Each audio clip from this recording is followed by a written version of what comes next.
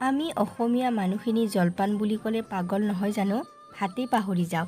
এই ভাবিলোঁ আজি বৰা চাউলৰ জলপান বনাওঁ। কেৰাহীখন পাতি দি তেল দিয়ে চাউলখিনি ইয়াত বহাই দিলোঁ। চাউলখিনি আগতীয়াকৈ থৈ থৈছিলোঁ আৰু এতিয়া অকণমান নিমখ দি দিলোঁ। এইখিনি 2 মিনিটমান ভাজি লোৱাৰ পাছত ইয়াতে এতিয়া পানী দি দিম।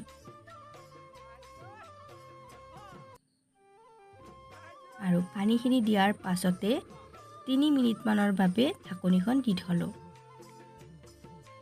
ঢাকনি গুচাই চোৱাত গম পালোঁ যে জলপান হৈ গ'ল। তাৰ পাছত ভাবিলোঁ ইয়াৰ লগত কি আৰু জুতি এটা কৰি লওঁ।